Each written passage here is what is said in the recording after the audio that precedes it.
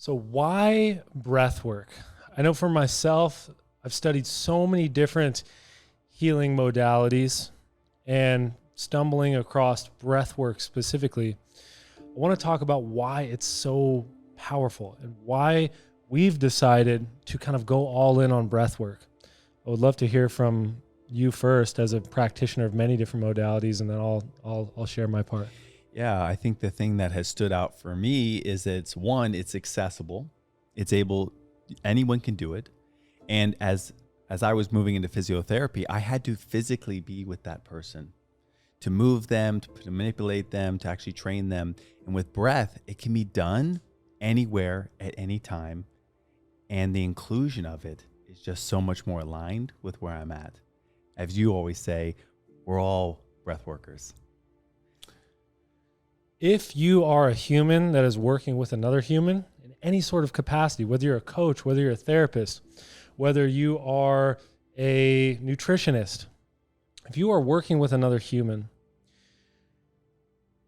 we are all breath workers, because if somebody is holding their breath, their nervous system is in a defensive state. They're in a contracted state.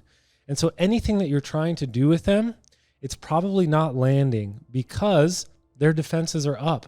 And breathing is the number one thing that controls the state of your nervous system. It controls whether you're in a state of fear, whether you're in a closed off state, or if you're in an open receptive state.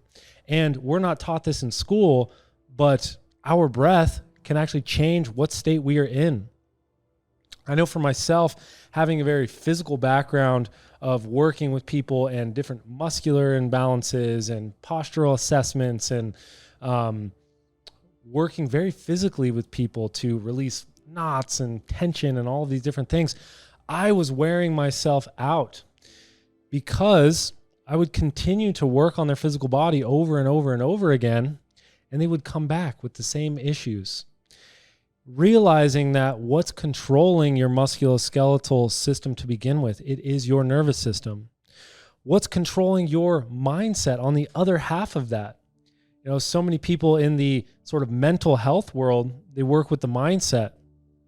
And if your body is in a contracted state, if you're not eating healthy, if you are in a constant state of tension, if you're in pain, try to think clearly.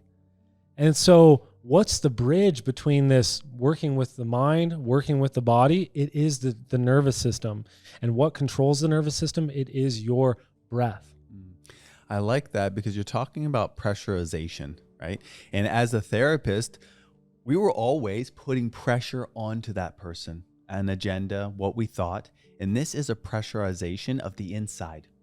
And I love that concept because I was always trying to find physical trigger points, knots, if you will, in the body. And here, this is an opportunity for the individual that's actually breathing, the participant, to pressurize their own self, their own emotional body, to find things that come up for them. And so a lot of the work is actually done by the individual, by the participant, without them even really knowing. And it became more of it became more of a sustainable model, because as a therapist, as a coach, you will always have to be there, and it takes a tremendous toll on the body, and it's not sustainable long term. And this gives you an opportunity to actually get out of the way. It's easier on the practitioner, which is huge. And, you know, the participant gets so much more out of it because they're the ones doing the work. It's a big deal. With breath work, we are using state change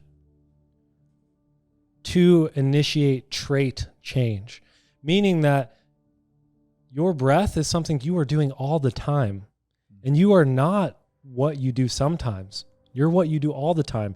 And your breath, you can either think about it or you don't have to. You do it consciously and unconsciously. It's the only body rhythm that you have control over or you don't. And so I'll give you an example of sort of the bottom-up way in which the physical therapy world and the yoga world and body work world works on people. If you've had body work before and someone's pressed on a sore spot on your hip, And you're like, oh, I didn't really realize that was tender. Well, you're actually not even aware of what's going on in your body. You're not occupying that part of your body.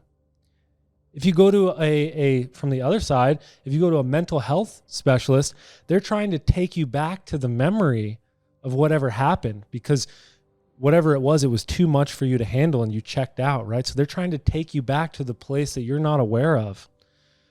Well, you can work with it on a mind level, you can work with it on a body level, but you're going to have to address both.